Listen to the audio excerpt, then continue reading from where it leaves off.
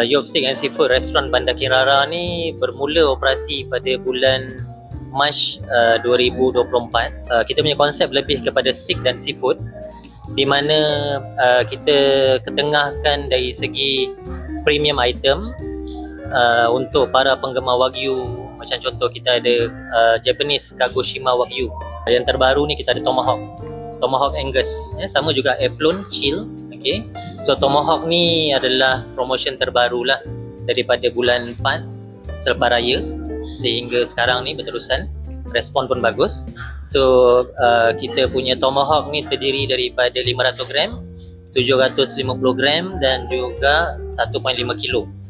Kita ada KL Foodie punya promotion, di mana Tomahawk 750 gram tu dia pergi dengan combo lobster, di mana lobster tu berat dia anggaran antara 500 hingga 600 gram lobster tersebut.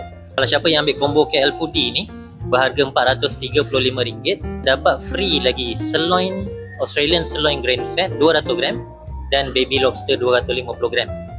Memang sesuai lah package untuk family ataupun untuk datang dengan kawan-kawan. So kita ada juga jumbo ribs, okay? Australian jumbo ribs, di mana Australian jumbo ribs kita memang betul-betul lembut, memang orang suka, memang orang really enjoy. Even kalau kita tengok jumbo ribs ni boleh makan untuk 2-3 orang, tapi kadang-kadang kalau orang tu memang penggemar jumbo ribs, seorang pun dia dah boleh habis. Walaupun kita serve premium item tetapi affordable pricing, semua orang boleh rasa, semua orang boleh makan. Dan dalam menu kita ni, kita ada juga pasta, kita ada juga pizza, kita ada juga burger, kita ada juga chicken wrap, kita ada juga jumbo burger yang pergi dengan beef ribs dan juga beef patties. Okay. So selain tu kita ada juga dari segi minuman kita.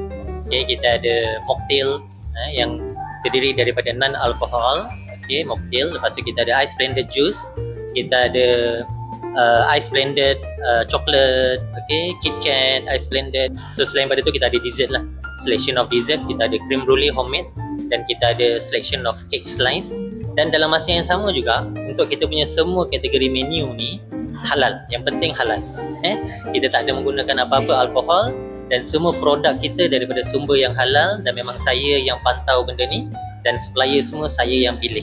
Siapa yang nak celebrate birthday, yang nak celebrate anniversary atau engagement, kita ada special table deco. Kita ada setup dia untuk 188. Dia ada meal dia, dapat free 2 air, boleh pilih daripada menu, dan juga dapat slice of cake. Kita tuliskan wording dia, sama ada birthday kita tulis birthday, anniversary kita tulis anniversary. So apa lagi, datanglah cuba Yop.